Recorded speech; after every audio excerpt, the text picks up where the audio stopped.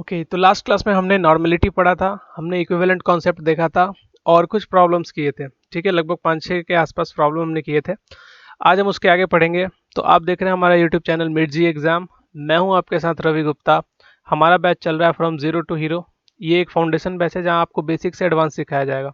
ठीक है, हमारा जो चैप्टर चल रहा है मोल कॉन्सेप्ट, जिसका लेक्चर नंबर 8 है आज। ओके, तो देखो, हमने तो अभी तक क्या कवर कर लिया? Molarity, molality, normality. ठीक है, ऑलमोस्ट सारे कंसंट्रेशन टर्म्स कवर कर लिए हैं, बट कुछ टिपिकल कंसंट्रेशन टर्म्स होते हैं, लाइक उस टिपिकल की मैं अगर बात करूँ तो वॉल्यूम स्ट्रेंथ। ठीक है, ये एक टिपिकल कंसंट्रेशन टर्म है। ये भी कंसंट्रेशन ही बताता है, like molarity, molality, normality, mole fraction, W by V, V by V हमने पढ़ा है ना। तो उसी के जैसा ये वॉल्यूम स्ट्रेंथ भी है, जो कि आपके किसी भी सॉल्यूशन की स्ट्रेंथ को बताता है, लेकिन ये बताता है वॉल्यूम के टर्म में। ठीक है, तो आओ जरा देखते हैं ये क्या है। तो volume strength of H2O2। H2O2, सबसे पहले तो ये देखो कि H2O2 का मतलब होता है पेरोक्साइड। ठीक है, ये पेरोक्साइड है। दिस H2O2 इज, इसका जो नाम है ये है तुम्हारा पेरोक्साइड। ठीक है, ये पेरोक्साइड है तुम्हारा। ओके, तो पेरोक्साइड के हेल्प से हम किसी भी सॉल्यूशन का स्ट्रेंथ बताते हैं इन टर्म्स ऑफ वॉल्यूम। तो हम क्या करते हैं, उसके लिए हम लेबलिंग करते हैं। लेबलिंग का मतलब क्या होता है? जैसे होता है ना कि आप केमिकल लैब वगैरह में जाते हो तो वहाँ पे क्या होता है कि स्टिकर चिपकाया हुआ रहता है। उस स्टिकर में लिखा हुआ रहता है कि ये जो कंपोनेंट है इस दवा में, या फिर जो भी तुम्हारा केमिकल रहता है, ये केमिकल इस वाले सॉल्यूशन में या इस वाले मिक्सचर में इतने परसेंट अवेलेबल है। ठीक है, तो वो लेबल किया जाता है। तो कौन कितना ज़्यादा स्ट्रेंथ है, किस में कितना ज़्यादा स्ट्रेंथ है, तो उसका पता करने के लिए हम हेल्प लेते हैं किसकी? H2O2 की, जिसे हम कहते हैं कि लेवलिंग ऑफ H2O2। ठीक है, तो लेवलिंग ऑफ H2O2 को हम कैसे डिनोट करते हैं? देखो, हम यहाँ पे वॉल्यूम स्ट्रेंथ पढ़ रहे हैं ना, तो वॉल्यूम स्ट्रेंथ हम V से वॉल्यूम को रिप्रेजेंट करते हैं। ठीक है, ओके, तो हमने मान लिया है कि हमारे पास V volume of H2O2 present है। हमने मान लिया है V volume of H2O2 present है। ओके, तो सबसे पहले तुम्हें ध्यान ये रखना है कि H2O2 में तुम्हारे पास क्या है? ऑक्सीजन है। तो H2O2 का फॉर्मेशन हुआ कैसे है, पहले ये देखो। H2O2 का जब फॉर्मेशन होता है, यहाँ पे देखो ये वाले लाइन में, H2O2 का जब फॉर्मेशन होता है या फिर H2O2 को जब तुम ब्रेक करते हो, तो ब्रेक करोगे तो क्या बनेगा? H2O plus half O2। ये हाफ O2 क्यों? क्योंकि बैलेंस करोगे तो देखो यहाँ पे दो हाइड्रोजन, दो हाइड्रोजन, यहाँ पे दो ऑक्सीजन है, यहाँ एक ऑक्सीजन, और ये 2 और 2 कैंसिल होगा तो एक ऑक्सीजन, मतलब कि 2 ऑक्सीजन। ठीक, तो H2O2 को जब तुम ब्रेक करोगे तो ये H2O प्लस हाफ O2 बनाता है। ठीक है, इसका ये मतलब है कि H2O2 ब्रेक होने के बाद हाफ मॉलिक्यूल ऑफ ऑक्सीजन में ब्रेक होगा। इसका ये सिग्निफिकेंस हमें समझना है, क्योंकि इस चैप्टर में मेनली जो हमारा कॉन्सेप्ट बेस्ड होगा वो सिग्निफिकेंस के ऊपर बेस्ड होगा। ठीक है, मान लिया हमारे पास 1 मोल ऑफ H2O2 है। ये 1 मोल है ना, ये 1 मोल ऑफ H2O2 हमारे पास सपोज कर लो कि पहले से प्रेजेंट है। तो 1 मोल ऑफ H2O2 जब ब्रेक होता है तो हमें कितना मोल ऑफ O2 मिलता है? हाफ मोल ऑफ O2 मिलता है। बेसिकली यहाँ पे देखो, 1 मोल ऑफ H2O2 जब ब्रेक हो रहा है तो हमें half mole of O2 obtained हो रहा है हमें। ठीक है, तो हमें पता है कि 1 मोल में एसटीपी पे, एट एसटीपी, देखो ये एसटीपी लिखा हुआ है। ठीक है, यहाँ पे एट एसटीपी लिखा हुआ है, या फिर यहाँ पे एट एसटीपी लिखा हुआ है। ठीक है, हम लोग वहाँ पे आएंगे, पहले यहाँ समझो कि 1 मोल ऑफ H2O2 अगर हम शुरू में लेकर चलते हैं तो हाफ मोल ऑफ क्या मिल रहा है? O2 मिल रहा है। 1 mole of volume, 1 mole volume STP पे कितना होता है? 22.4 लीटर।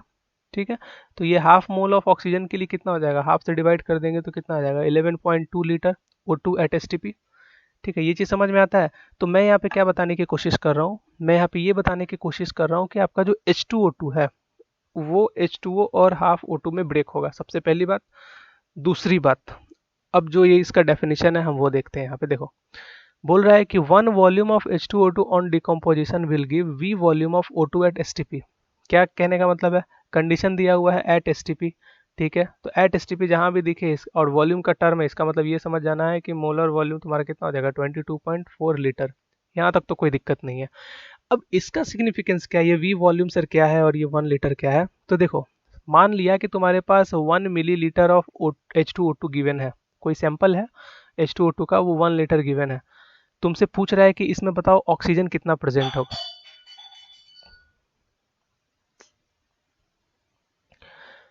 तुम्हारे पास 1 मिलीलीटर ऑफ H2 तुम्हारे पास 1 मिलीलीटर ऑफ H2O2 गिवन है, ठीक है। तुमसे पूछ रहा है कि एक बात बताओ इसमें कितना ऑक्सीजन प्रेजेंट रहेगा। तो तुम बोलोगे कि एक बात बताओ, जो H2O2 गिवन है ये 1 मिलीलीटर तुमने बोल दिया, लेकिन इसका वॉल्यूम कितना गिवन है, नेट वॉल्यूम इसका कितना गिवन है। तो तुम बोलोगे 10 वॉल्यूम इसका गिवन है। यही सिग्निफिकेंस बताता है। तो अगर ये 1 मोल ऑफ H2O 1 मोल या 1 मिलीलीटर ऑफ H2O2 है, तो इसका 10 टाइम्स ऑक्सीजन उसके अंदर प्रेजेंट रहेगा, मतलब कि 10 ml ऑफ O2 प्रेजेंट रहेगा, ठीक है। सिमिलरली अगर मान लिया H2O2 का सैंपल हमारे पास 20 मिलीलीटर है, तो और इस पूरे सैंपल का ये 10 वॉल्यूम प्रेजेंट है, तो तुमसे पूछेगा O2 कितना प्रेजेंट होगा, ठीक है। तो O2 कितना हो जाएगा, 20 × 10, मतलब कि 200 ml ऑफ O2 प्रेजेंट होगा, ठीक है। तो इसका सिग्निफिकेंस यही है कि आपके पास ये जो V वॉल्यूम बताता है H2O2 का, ये बताता है उसकी स्ट्रेंथ को, कि उसका स्ट्रेंथ कितना है, ठीक है। H2O2 का स्ट्रेंथ कितना है, उसके इतने स्ट्रेंथ के लिए ऑक्सीजन कितना बनेगा। तो इसके इतने स्ट्रेंथ में ऑक्सीजन भी है और हाइड्रोजन भी है, ठीक। और इन दोनों का सैंपल मिला के कुछ है, ठीक है। तो जैसे यहाँ पे जो एग्जांपल हम लोग लिए थे वो क्या लिए थे कि 10 वॉल्यूम ऑफ H2O2 है, जिसमें H2O2 तुम्हारा 1 ml है। तो H2O2 1 ml है, इसका मतलब कि जो तुम्हारा ऑक्सीजन होगा वो इसका 10 टाइम्स होगा, ठीक है। यहाँ तक क्लियर है, ओके। नेक्स्ट देखो, नेक्स्ट तुम्हारा क्या कहता है कि जो V वॉल्यूम ऑफ H2O2, इसको और हम डिटेल्स में समझते हैं कि जो तुम्हारा V वॉल्यूम ऑफ H2O2 है, देखो 1 वॉल्यूम ऑफ H2O2 को डिकम्पोज करने पे ये V volume of O2 at STP देता है, ये तो तुम्हें पता है, ओके। कि अगर इसका वैल्यू 1 है, तो अगर और टोटल ये V वॉल्यूम है, तो ऑक्सीजन इसका V टाइम्स हो जाएगा। तो 11.2 लीटर अभी हमने जस्ट निकाला था ना, हाफ ऑफ O2, इसका मतलब कि 11.2 लीटर ऑफ O2 ऑब्टेन्ड होता है कितने मोल ऑफ H2O2 से, 1 मोल ऑफ H2O2 से, ठीक है। तो 1 लीटर ऑफ O2 कितने से ऑब्टेन्ड होगा, 1/11.2 मोल्स ऑफ H2O2 से, ठीक है। तो वैसे वैसे कितने यहाँ पे हैं, V लीटर है, तो V लीटर O2 के लिए हमारे पास H2O2 का स्ट्रेंथ कितना बचेगा, V/11.2 मोल्स बचेगा, ठीक। तो इसके हेल्प से हम कैलकुलेट कर सकते हैं मोलैरिटी ऑफ H2O2 सॉल्यूशन। तो मोलैरिटी ऑफ H2O2 सॉल्यूशन जब हम कैलकुलेट करेंगे, तो मोलैरिटी इज इक्वल टू क्या होता है, number of moles divided by क्या, वॉल्यूम ऑफ सॉल्यूशन। तो मान लिया 1 लीटर सॉल्यूशन में है और इसके नंबर ऑफ मोल्स हमें मालूम चली गए हैं, तो यहाँ से मोलैरिटी ऑफ H2O2 के टर्म में, या strength in terms of H2O2 क्या हो जाएगा, molarity is equal to volume strength divided by 11.2, ठीक है। ये हमारा फॉर्मूला आ जाता है H2O2 के लिए, जब H2O2 का वॉल्यूमेट्रिक स्ट्रेंथ हम लेकर चलते हैं, सिर्फ उसके लिए है ये, ठीक है।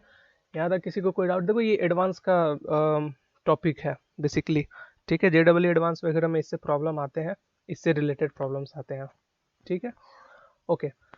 देखो नेक्स्ट है हमारा लेबलिंग ऑफ ओलेयम। अभी हमने क्या पढ़ा, लेबलिंग ऑफ H2O2।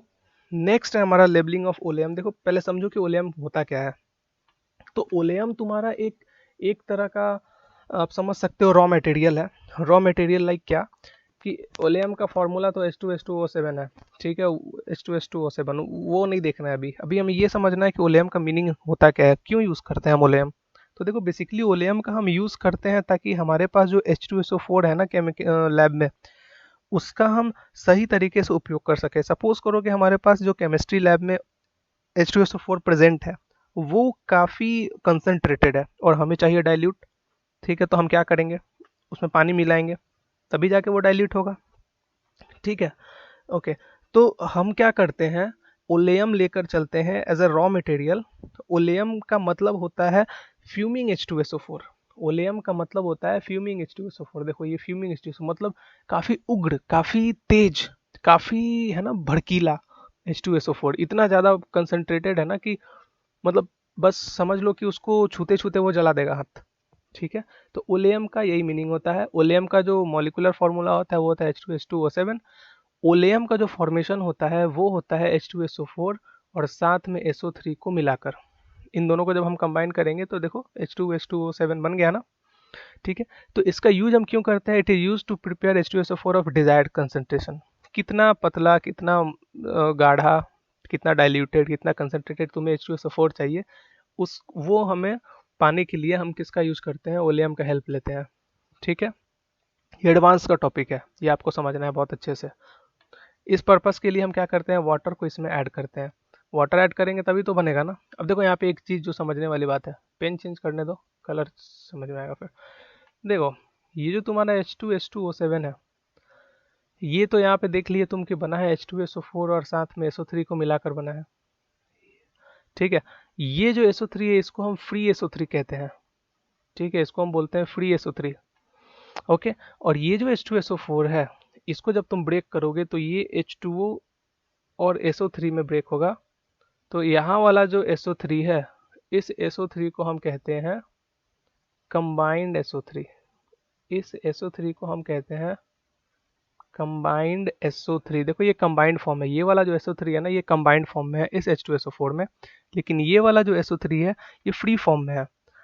अब आपको डिजायर्ड कंसंट्रेशन ऑफ H2SO4 चाहिए, आप वाटर ऐड करोगे। तो एक बात बताओ, वाटर को जब ऐड करोगे तो बेसिकली वाटर किसके साथ जाके रिएक्ट करेगा, इस SO3 के साथ जाके रिएक्ट करेगा, फ्री वाले के साथ, ठीक है।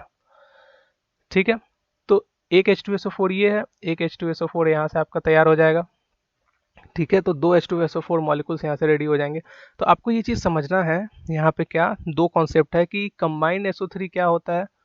जो H2SO4 वाला SO3 होता है वो कंबाइन है, और जो अलग से जो SO3 बच गया वो तुम्हारा SO3 क्या होता है, फ्री SO3 होता है, ठीक है। ये चीज़ समझ में आता है कि नहीं।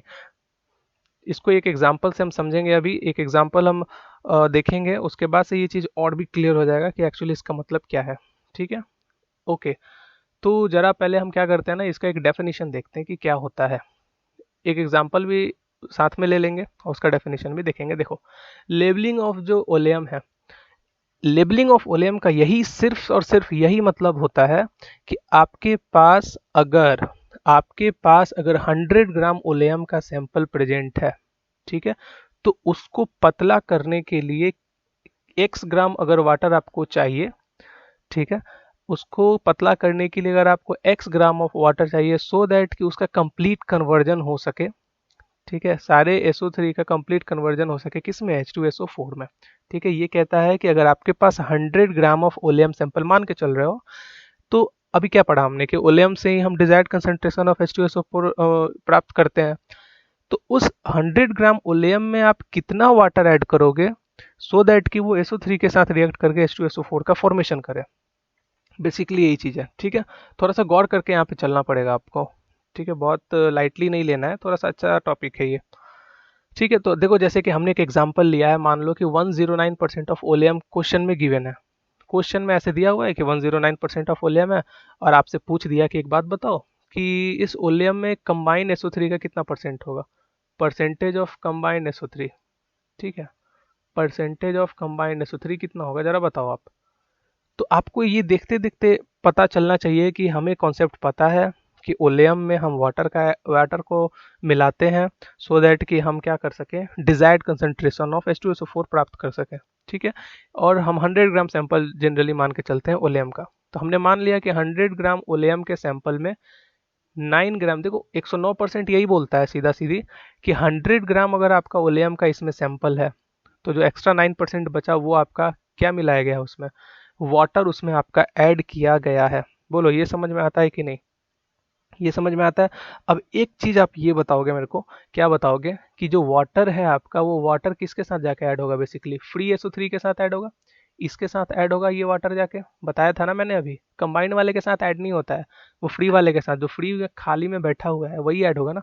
मैंने कहा कि तू खाली बैठा है, ऐसे खाली पीली बैठा है, चल मार्केट से घूम के आते हैं, ठीक है। तो जिसके पास टाइम है, जो खाली बैठा हुआ है, वही जाएगा मार्केट घूमने तुम्हारे साथ, ठीक है। तो इस H2O ने किसके साथ रिएक्ट किया, SO3 के साथ रिएक्ट किया, और ये क्या बनाएंगे, H2SO4 बनाएंगे, ठीक। तो यहाँ पे एक चीज़ जो तुम्हें देखने वाली है वो क्या है कि देखो, 18 ग्राम ऑफ जो H2O था, ये इसका मॉलिक्यूलर मास, ये कितने SO3 के साथ रिएक्ट करेगा, इसका मॉलिक्यूलर मास कैलकुलेट करो, 3248 कितना हो जाएगा, 80 ग्राम SO3 के साथ रिएक्ट करेगा, ठीक है। तो यहाँ से अगर मैं बोलूँ कि 1 ग्राम ऑफ H2O कितने के साथ रिएक्ट करेगा, तो बोलोगे सर 80 डिवाइडेड बाई 18 के साथ। तो कितने ग्राम हम वाटर लेकर चल रहे हैं यहाँ पे, 9 ग्राम। तुम बोलोगे 9 ग्राम कितने के साथ रिएक्ट करेगा, 18 divided by 80 divided by 18 into 9, ये कितना हो जाएगा, 40। मतलब कि 40 ग्राम ऑफ फ्री SO3 तुम्हें यहाँ पे मिलेगा, ठीक है। ओके, यहाँ ये तो क्लियर है, 40 ग्राम ऑफ फ्री SO3 हमें मिल गया। अब एक बात बताओ, जो ओलियम होता था उस ओलियम का फॉर्मेशन कैसे करते थे तुम? H2SO4 प्लस साथ में SO3 को ऐड करके करते थे, ठीक है। और इस पूरे ओलियम का जो हमारे पास रहता था सैंपल, वो 100 ग्राम का रहता था। फ्री वाले का अभी तुमने जस्ट कैलकुलेट किया है, कितना? 40 ग्राम कैलकुलेट किया है, पूरा 100 ग्राम है तो ये कितना हो जाएगा? 60 ग्राम हो जाएगा बेसिकली, ठीक है। ये चीज़ क्लियर है? ओके। अब देखो, अब हमें कंबाइंड का निकालना है ना, कंबाइंड SO3 का निकालना है। तो देखो H2SO4 में कंबाइंड किस में होगा? इस वाले में होगा।